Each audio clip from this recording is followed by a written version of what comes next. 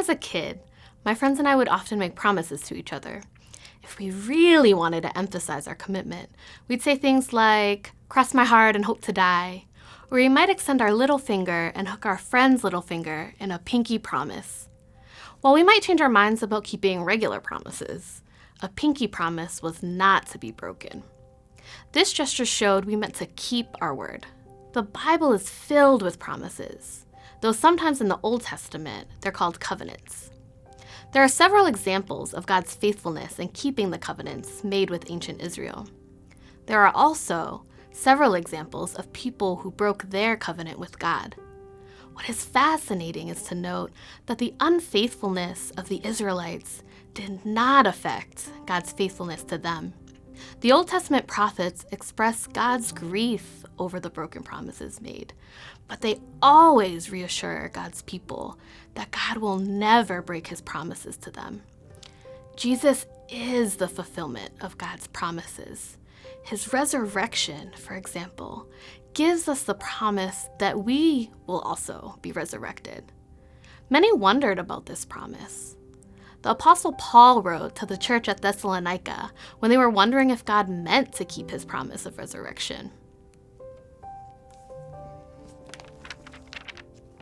But we do not want you to be uninformed, brothers and sisters, about those who have died, so that you may not grieve as others do who have no hope. For since we believe that Jesus died and rose again, even so, through Jesus, God will bring with him those who have died.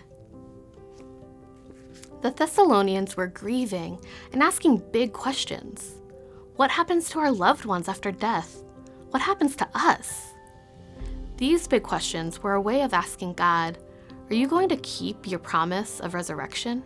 And as we see in this passage, Paul affirms God's willingness to raise us by giving us evidence, the very resurrection of Jesus. Jesus spoke about his certainty in God's promise of resurrection before he died in John chapter 11. I am the resurrection and the life. The one who believes in me will live even though they die. Jesus believed in God's ability to raise him from the dead. And Paul reminds us that the God who kept his promise of resurrection to Jesus will also keep that same promise to us. Pinky promise. May you live today in the security of God's pinky promises, knowing that he is faithful and that Jesus is proof. I'm Kara Garrity, Speaking of Life. Thanks for watching GCI's Speaking of Life. We hope you enjoyed it and were inspired. We'd love to connect with you, so be sure to like us on Facebook. You can also check out more on our website and subscribe to our newsletter for the most current GCI news. Thanks again for watching, and we'll see you in the next video.